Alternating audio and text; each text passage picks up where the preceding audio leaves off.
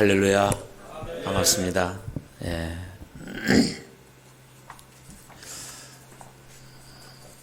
여러분들 좀 자주 만나야 되는데 자주 만나지 못해서 늘 송구스러움이 있습니다. 그러나 하나님께서 그간에도 평안으로 함께 하시고 또 지난 가을 노회 때 또 우리 평양노회가 또 이렇게 모든 행정적인 처리를 잘 할 수 있도록 지켜주신 것을 감사를 드립니다. 오늘도 이 수요일에 함께 주의 말씀으로 은혜 받기를 원합니다. 로마서 16장 말씀 같이 읽었습니다. 독불장군은 없다, 이런 제목이 되겠습니다. 세계에서 가장 큰 그림이 있습니다. 프랑스에 있다고 합니다. 판테온이라고 하는 그림인데요. 이 그림의 크기는 길이가 45m 그리고 높이가 40m가 되는 대작으로 이렇게 구성이 되어져 있습니다. 1차 세계대전에 참석했던 전쟁 영웅 6,000명의 얼굴이 그려져 있는 대작 그림입니다. 그리고 그 1차 세계대전에 참전했던 나라의 대통령들 얼굴 16명도 또한 그 그림 안에 그려놓았죠. 그런 대작 그림이죠. 그런데 이 거대한 그림은 혼자 그린 그림이 아니었다는 사실입니다. 화가 103명이 함께 마음을 합해서 이 판테온이라는 그림을 그렸다는 것이죠. 얼마 동안 그렸을까요? 4년 동안 하루도 쉬지 않고 릴레이로 이 그림을 그렸다고 알려지고 있는 것입니다. 어떤 일이든지 거대한 일에는 독불장군이 없다는 것입니다. 누군가가 돕고 협력하고 함께 할 때 그 큰 일을 이룰 수 있는 것입니다. 하나님의 일도 마찬가지라고 볼 수가 있습니다. 모세가 위대할 수 있었던 것은 아론과 훌 또는 여호수아라고 하는 탁월한 협력자들이 있었기 때문에 가능했다는 것이죠. 다윗이 성군이 될 수 있었던 것은 그를 도왔던 처남이었던 요나단이라고 하는 인물이 있었기 때문이다라고 볼 수 있습니다. 무디는 찬양 사역자였던 생키라고 하는 사람을 만났죠. 천천군마를 얻은 것처럼 이 생키를 만나서 위대한 복음 성가들이 그때 많이 만들어졌던 것을 볼 수 있습니다. 70만 명이라고 하는 세계 최대 교인을 자랑하는 여의도에 있는 순복음교회 조영기 목사님은 신학교 다닐 때 최자실이라고 하는 목사님을 만났기에 훗날 최자실 목사님은 장모가 되었습니다마는 한 시대를 열어갔던 것을 볼 수가 있는 것입니다. 어떤 경우에도 독불장군은 없다는 것입니다. 오늘 읽었던 본문 로마서는 사도 바울이 로마의 성도들에게 보낸 편지를 말합니다. 사도 바울은 초대 기독교 역사를 빛냈던 탁월한 사람이었습니다. 그런데 바울은 혼자 만들어진 사람이 아니었다는 것입니다. 누군가가 그를 도왔고 협력했고 끌어줬고 밀어줬고 그렇게 해서 사도 바울이라는 사람이 만들어졌다는 것입니다. 로마서라고 하는 책은 사도 바울이 로마에서 사형당하기 직전에 기록했던 글로 알려지고 있습니다. 편지죠. 로마에 있는 성도들에게 보낸 편지라고 하는 것입니다. 마지막 장 16장에서는 사도 바울이 인사를 하고 있는데 평생 자기와 함께 일했던 동역자들의 이름을 한 사람씩 언급하는데 대충 보니까 34명에게 이렇게 문안 인사를 하고 있는 것을 볼 수가 있습니다. 사도 바울은 21번에 걸쳐서 이 글을 기록하면서 문안하라 라는 말을 썼습니다. 누구누구에게 문안해라, 누구에게 문안해라 이렇게 요청하고 있는 것을 볼 수가 있는 것입니다. 저는 1977년도에 군대를 제대하고 이제 사회로 나왔습니다. 그때까지 저는 이제 신학을 안 했고 군대 가기 전에 3년 반 동안 기도원 생활을 했습니다. 기도원에 있다가 이제 군대를 갔는데 군에서 우연히 훈련소에서 설교를 한번 한 것이 인연이 돼가지고 연대 군종사병이 됐습니다. 그래서 인제에 있는 17년대라는 부대에 이제 군종사병을 34개월 동안 하고 제대를 했죠. 그게 1977년입니다. 78년도에 총신대학에 입학원서를 놓고 합격을 해서 이제 입학을 했습니다. 그래서 이제 약 7년, 8년 정도 스트레이트로 그 교회에서 잠실에 있는 잠실3교회라는 교회에서 이제 부교육자 생활을 하고 1985년 첫 개척을 시작을 했습니다. 그때부터 지금까지 30년 동안 변함없이 이제 단독 목회를 해서 여기까지 오고 있습니다. 지금 제가 섬기고 있는 예수사랑교회는 개척한 지 26년 된 교회입니다. 26년 이렇게 섬기고 있습니다.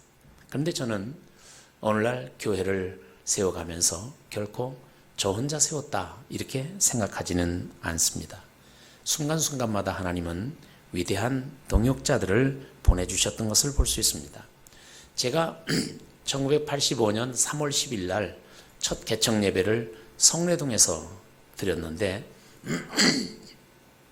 그로부터 3달 후에 우리 아버님이 돌아가셨습니다. 우리 아버님이 갑자기 돌아가셔서 제가 이제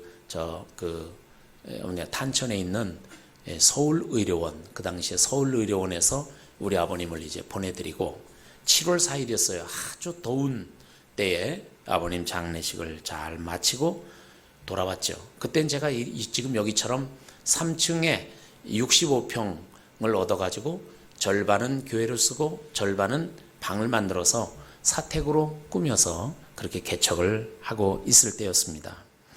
그래서 장례를 드리고 이제 개척한 지 3개월 된 교회입니다. 그래서 이렇게 집에 돌아왔더니 이만한 그 솥에다가 누군가가 사골국을 끓여놨더라고요. 이런 뼈다구들을 넣어가지고 사골국을 뽀얗게 끓여놨어요. 나중에 알고 보니까 독일 빵집을 경영하던 이혜경 집사라고 하는 분이 이제 우리 장례 마치고 오면 이렇게 땀도 많이 흘리고 피곤할 테니 드시라고 사골국을 끓여놓은 것이었습니다. 아버님을 보내드리고 허탈하게 돌아왔지만 그 집사님이 이혜경 집사라고 하는 분이 베풀었던 그 사랑의 손길과 큰 위로를 저는 지금까지도 기억을 하고 있습니다. 잊혀지지 않는 이런 기억으로 지금까지 남아있는 것을 볼 수 있습니다. 목회를 하다 보니까 하나님은 정말 순간순간 꼭 필요한 사람들을 보내주시더라는 것입니다. 교회를 세우고 사역을 힘있게 감당할 수 있도록 적절하게 하나님의 사람들을 하나님은 보내주시더라는 것이죠. 오늘 본문에 보면 사도 바울도 위대했지만 그러나 사도 바울은 독불장군은 아니었다는 것입니다. 그를 도왔던 34명의 동역자들이 적어도 있었다라고 하는 것입니다. 그래서 선교 사역을 성공적으로 마칠 수 있었다라고 하는 것이죠. 큰 제목으로 말씀드리겠습니다. 그 34명은 어떤 사람들이었느냐는 것이죠. 첫 번째, 그들은 사도 바울에게 있어서 기도의 동역자들이었다라고 하는 것입니다. 기도의 동역자였다는 기도의 동역자들이 한 마음 한 뜻이 되면 큰 역사를 이룰 수가 있습니다. 사도 바울이 사역을 하던 때에는 기독교가 아직 이스라엘을 벗어나지 못할 때입니다. 그래서 이스라엘을 벗어나지 못할 때 비시디아 안디옥이라고 하는 곳에서 처음에 파송을 받습니다. 그래가지고 그가 이제 파송 선교사로서 첫 선교 사역을 해서 유럽에 이제 복음이 조금씩 퍼져 나갈 수 있었던 때이죠. 그래서 이때를 가리켜서 역사학자 토인비는 이렇게 말했습니다. 바울을 태운 배는 유럽을 치는 배다, 이런 표현을 했습니다. 사도 바울을 태웠던 배는 다시 말하면 유럽을 태운 배다. 유럽 전역에 사도 바울로 말미암아 복음이 전해졌기 때문에 이런 말을 했던 것입니다. 34명의 동역자들이 바울과 함께 기도하였기에 온 세계로 복음이 퍼져나가는 것이 가능했다라고 하는 사실인 것입니다. 저는 상계동에서 1989년에 개청 예배를 드렸습니다. 그리고 이제 그 예배를 드렸는데 그때는 어떻게 교회가 생겼는가 하면 91평을 분양을 받았습니다. 2억 정도 되는 건물을. 근데 잔금을 못 치르고 계약금만 겨우 걸고 들어갔습니다. 그러니까 우리가 앉아있는 요거보다 조금 컸습니다. 52평에서 예배를 드렸는데 요 복도 건너편에 또 방이 하나 있었습니다. 그거까지 이제 말하자면 다 분양을 받은 거죠. 그런데 저쪽은 아직 못 쓰고 있었어요. 회사에서 문을 잠궈 놓고 못 쓰게 하는 거예요. 왜? 잔금을 안 치렀으니까. 그래서 이제 복도를 놔두고 이쪽에서 예배를 드리는데 그나마도 어떨 때는 새벽에도 와서 문을 잠그고 어떨 때는 주일날도 문을 잠그는 거예요. 그래서 복도에서 예배를 드린 적도 얼마나 많았는지 몰라요. 그러니까 막 돈 빨리 잔금 갚으라고 회사에서 압력을 가하고는 했었습니다. 그런데 개척을 시작을 했는데 교회가 물같이 성장을 하는 거예요. 막 성장하는 거예요. 4주 만에 100명이 넘어서는 거예요. 막 놀랍게 부흥했어요. 그래가지고 예배 때가 되면 막 중간에 막 의자까지 놔야 되고 막 빽빽하게 앉아서 예배를 드리니까 도저히 이 공간 가지고는 안 되겠어요. 그래서 저 옆에 비어있는 공간도 하나님 우리들에게 주시옵소서. 그 이야기는 다시 말하면 빨리 돈 갚고 저거까지 쓰게 해 주시옵소서라고 하는 기도 제목이죠. 그래서 하나님 앞에 기도를 했는데 어떻게 기도를 했느냐면 수요 예배, 오늘같이 수요 예배, 금요 예배, 예배를 마치면 성도들이 이 벽에 가서 전부 손을 대고 기도를 하는 거예요. 쫙 일렬로 서서 손을 탁 대고서 기도를 하는 거예요. 근데 이 기도를 우리는 여리고 기도라고 불렀습니다. 여리고 기도. 그래서 뭐라 그러냐면 하나님 이 여리고 성이 무너지게 해 주시옵소서. 한결같이 그렇게 기도를 했어요. 2달쯤 그렇게 기도를 했어요. 전부 개미떼처럼 파리떼처럼 벽에 붙어가지고 적어도 5분 이상 기도하고 가는 거예요. 머리를 이스라엘에 가면 그 통곡의 벽이라고 있잖아요. 거기 가서 이마를 대고 이렇게 붙잡고 기도하는 것처럼 우리도 이 벽을 붙잡고 하나님 이 벽을 무너뜨려 주시옵소서, 이 여리고를 무너뜨려 주시옵소서 하고 하나님 앞에 2달 정도를 기도를 했어요. 그런데 어느 날입니다. 아침에 새벽 기도를 마치고 제가 이제 아침잠이 좀 많아요. 그래서 이제 아침에 가서 잠깐 눈을 붙이는데 한 7시 반쯤 됐겠나? 8시쯤 됐겠나? 그런데 전화가 왔어요. 막 가서 눈 붙이자마자 전화가 온 거예요. 전화를 받았더니 목사님 큰일 났어요. 빨리 교회로 나오세요. 그래. 무슨 일이야? 그랬더니 나와보시 말아요. 그러는 거예요. 그래서 깜짝 놀래가지고 그때 이제 제가 베스타 12인승 베스타가 있을 때니까 시동을 걸고 부지런히 교회를 달려갔죠. 가보니까 우리가 4층이었고 4층 밑에가 목욕탕이에요. 이게 남자 목욕탕. 그리고 여자 목욕탕은 지하에 있고 이렇게 이제 떨어져 있는 구조인데 여자들이 목욕하다가 말고 머리가 막 물에 젖은 채 나와서 건물을 쳐다보고 있는 거예요. 그 왜 쳐다보나 그랬더니 그 안에서 벽을 누군가가 부시는 소리가 막 들리는데 막 건물이 다 떠나가는 거예요. 막 쿵쿵 하는 소리가 들리면서 막 벽을 부시니까 목욕하던 사람들이 목욕을 못하고 나온 거예요. 그래서 제가 4층에 올라가 봤더니 이 벽이, 그러니까 이 복도를 사이에 두고 양쪽 벽인데 이 벽이 뻥 뚫어져 있는 거예요.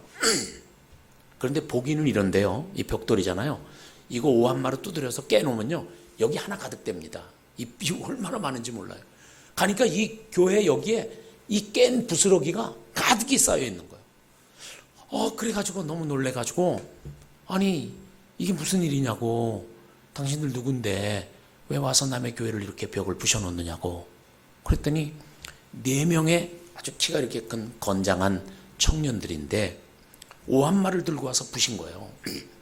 그런데 오히려 그 친구들이 의아한 눈빛을 하는 거예요. 그래서 우리 사장님이 보내서 왔는데요.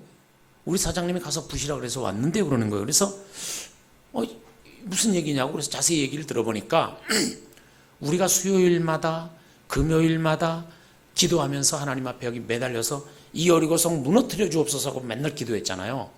그때 우리 교회 예배 참석한 집사님이 있었어요. 그 집사님이 누구냐면 충현교회 다니던 집사님이었는데, 한충현 집사님이라고, 지금 참 어디가 사는지도 내가 모르겠는데 너무 고마웠던 분이죠. 그 집사님이 예배에 참석해서 늘 은혜를 받았는데, 이 집사님이 뭘 하시는 분인가 하면 철거 전문업체예요. 철거 전문업체 사장님이야. 그러니까 이분이 예배를 드리다가 보니까 이거 여리고성을 무너뜨려 주시옵소서 맨날 기도는 하는데 이거 맨날 와보면 안 부서지고 그대로 있는 거예요. 그러니까 이분이 생각할 때 이거 부셔주면 되는구나, 그래서 생각을 해가지고, 그분 공장이 벽제인데 그때만 해도 여기 길이 안 좋을 때입니다. 1990년도니까 얼마나 길이 안 좋아요. 자기 직원들 4명을 오한마를 들려서 여길 보낸 거예요. 그래서 가르쳐 이제 약도 가르쳐주고 그 교회에 가서 벽을 부셔라 라고 명을 다 떨어뜨리니까 묻지도 않고 새벽기도 끝날 때쯤 와서 막 부시기 시작하는 거예요. 그래갖고 거의 다 부셨어.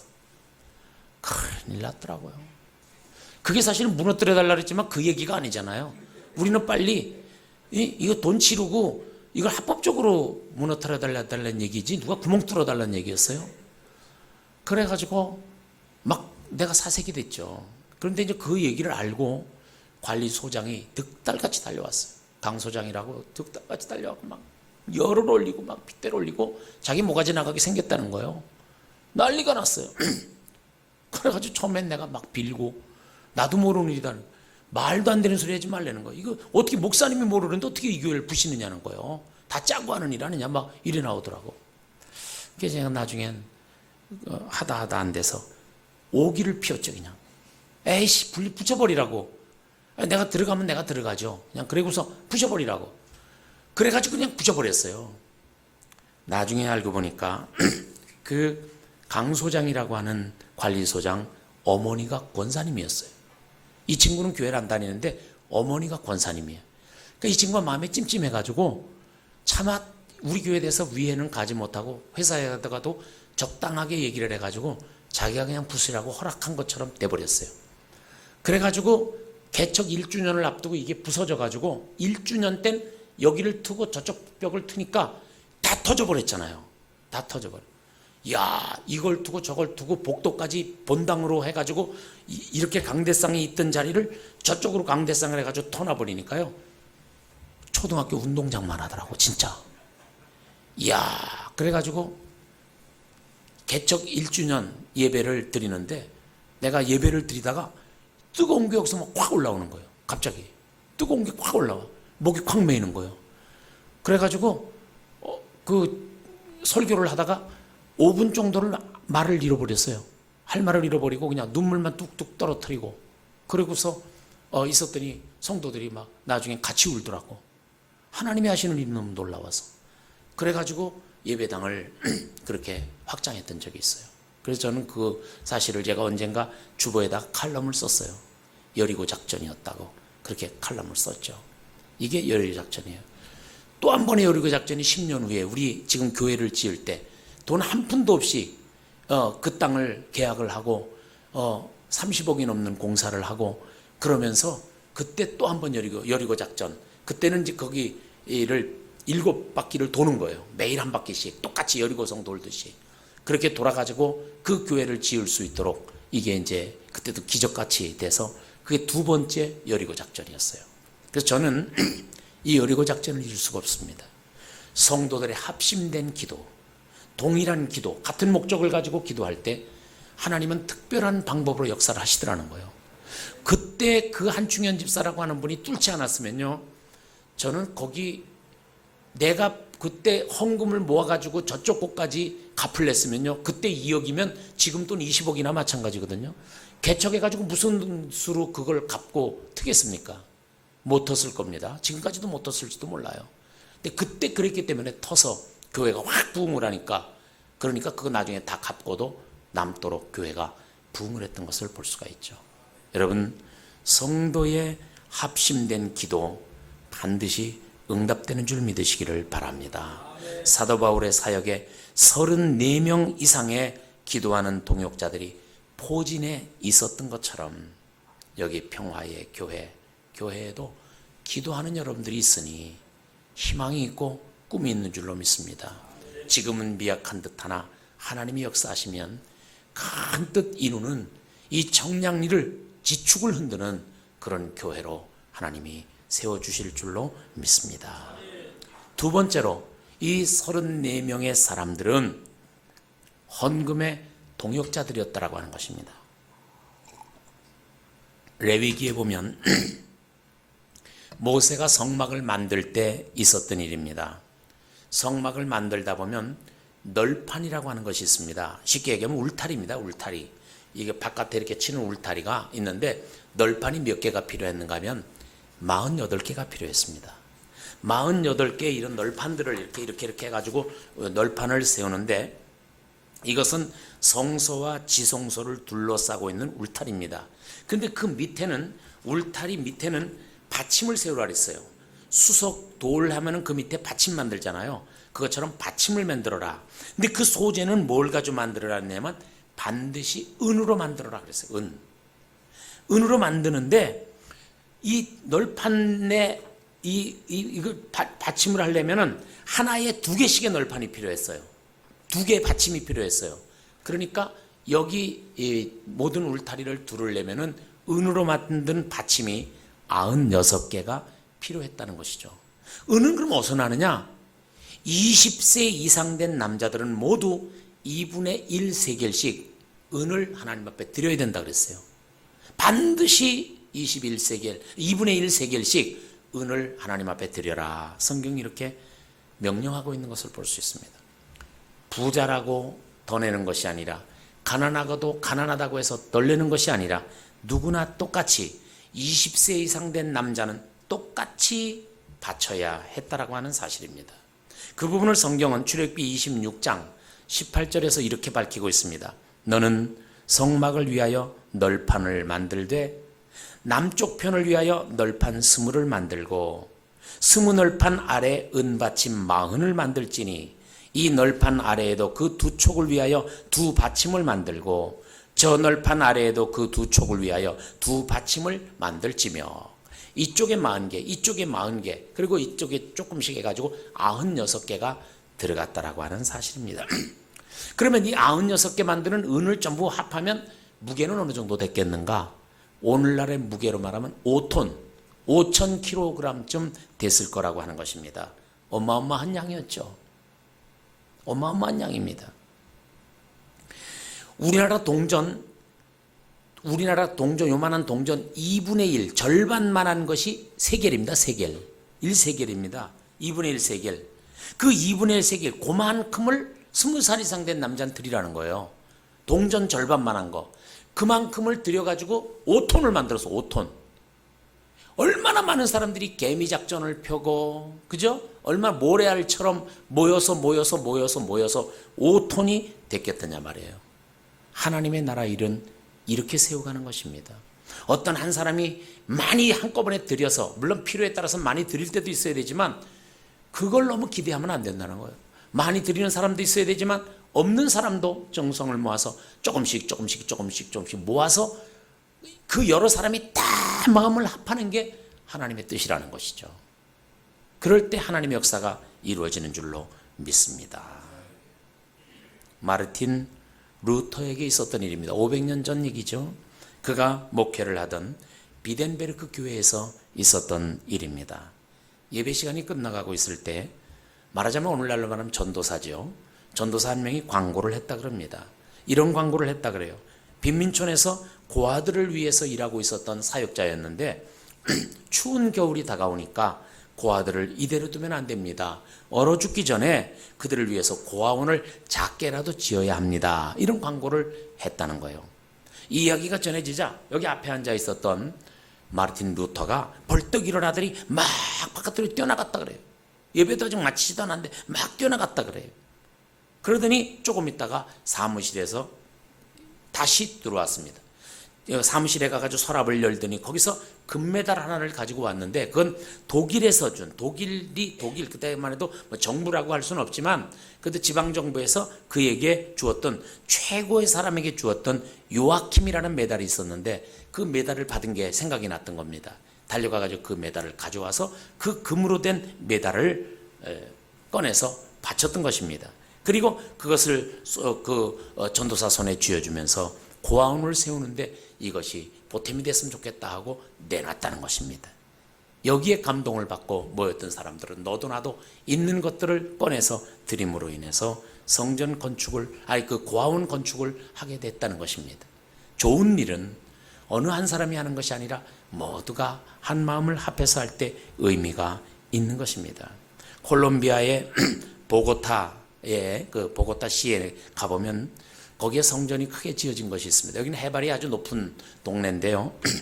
우리나라의 백두산 높이, 그러니까 2,700m 높이에 2,700m 높이의 웅장한 성전이 세워져 있습니다. 지금 가보면. 이 성전은 벽돌로 잘 지어졌는데 어떻게 짓게 됐느냐? 그 짓게 된 내력이 이렇습니다.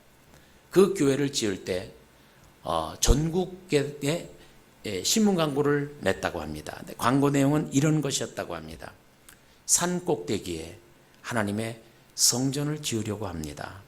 누구든지 스스로가 죄가 있다고 생각이 되는 사람은 회개하는 마음으로 이 산 꼭대기에 짓는 성전에 벽돌 2장만 기증해 주십시오. 그러면 그 벽돌로 교회를 지을 것입니다. 이렇게 광고를 냈다는 것이에요. 근데 그 광고를 본 사람들이 벽돌을 너도나도 2장씩 기부를 했는데 넘쳐나더라는 것입니다. 사람들이 생각나는 사람마다 죄가 있다고 생각했다는 사람마다 벽돌을 2장씩 보내서 그 쌓여진 것이 어마어마한 것이죠. 그래서 성전 건축을 완공을 하게 됐다는 거예요. 완공을 하고 그 성전에 별명을 지었습니다. 별명이 뭐냐? 회개의 산성입니다. 회개의 산성. 회개로 쌓아 올린 성전이었다라는 뜻을 가지고 있습니다. 하나님의 교회 하나를 짓더라도 물질적인 동역자들이 모두 하나가 되어서 벽돌 한 장을 드리는 그런 서로 협력된 심정으로 이렇게 하나님의 전을 지을 때 놀라운 역사가 일어나는 줄로 믿습니다. 위대한 일은 혼자 이루는 것이 아닙니다.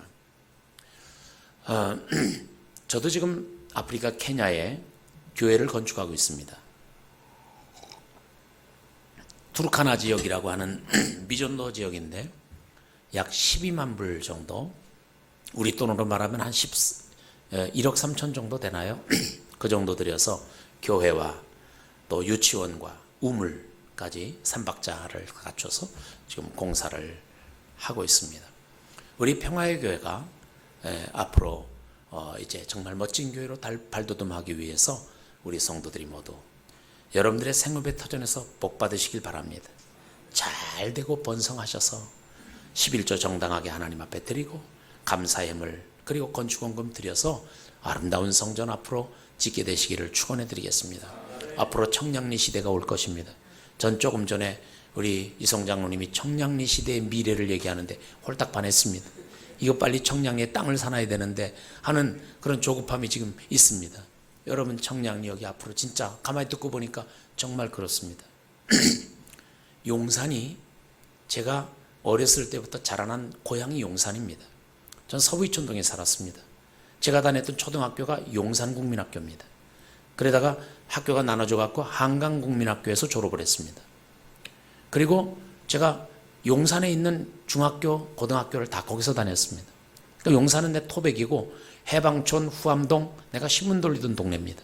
동부이촌동 내가 신문 돌렸습니다. 그리고 중학교 2학년 때 유도를 배웠는데 용산역 옆에 있는 철호회관에서 유도를 배웠습니다. 그러니까 용산역은 내가 놀던 놀이터입니다.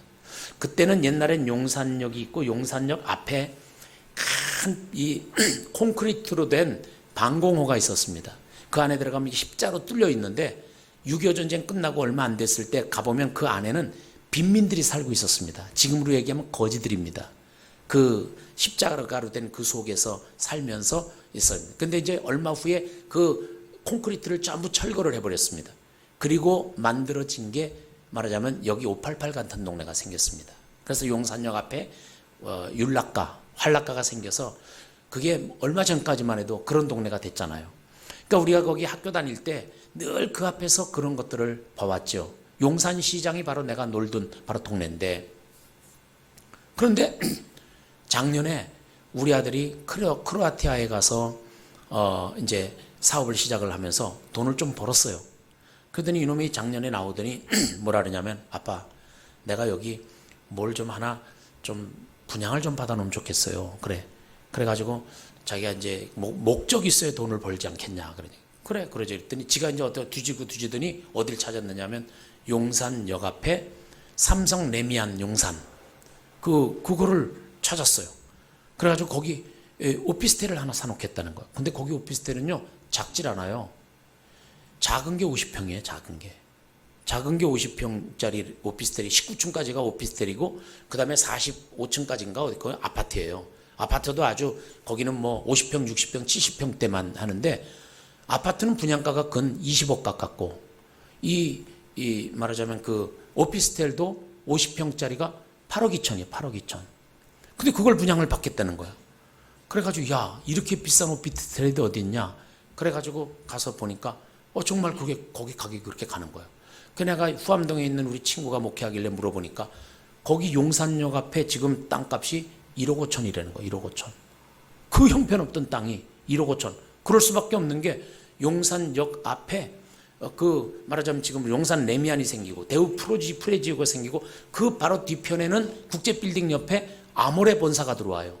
그리고 이제 나머지는 전부가 미군 부대가 나가면서 250만 평이 센트럴 파크 공원이 되는 거예요. 공원.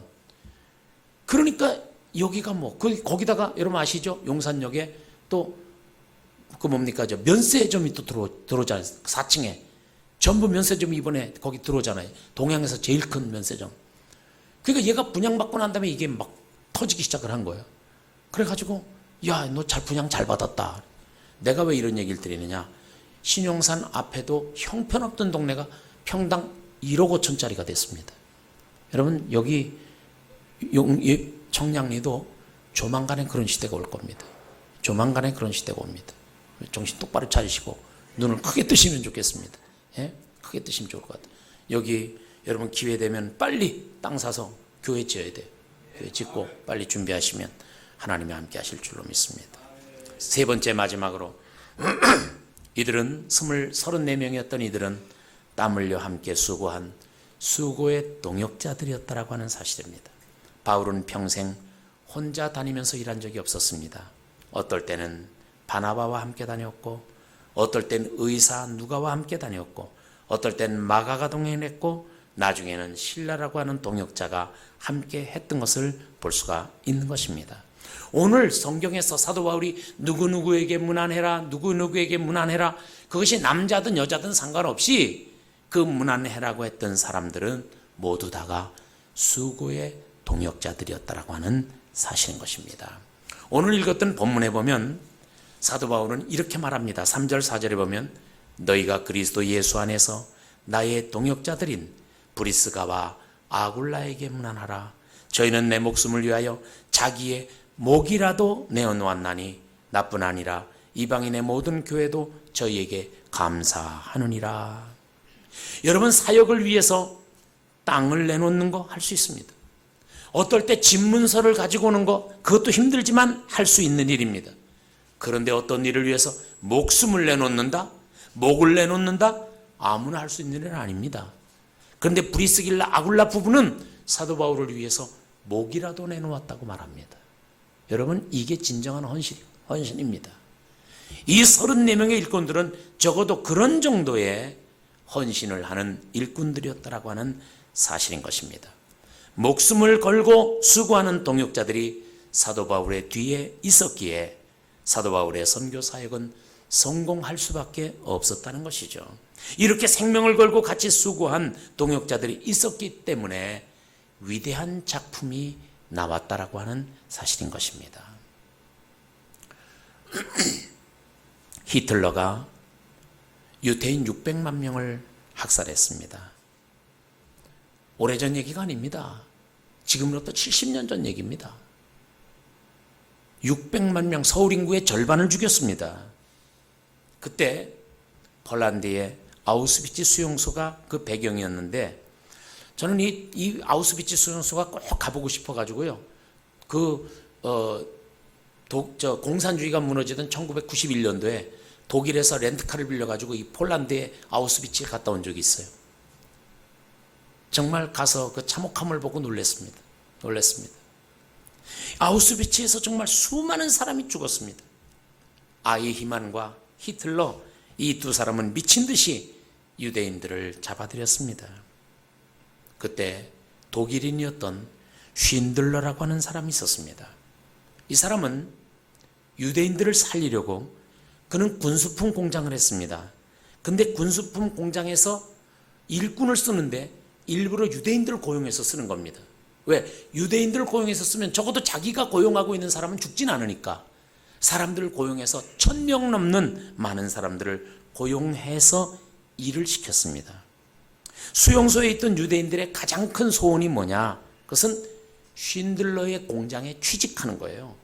그곳에 있으면 생명이 안전했기 때문에 어떻게든지 쉰들러의 공장에 들어가려고 사람들은 무던 애를 썼던 것을 볼 수가 있어요.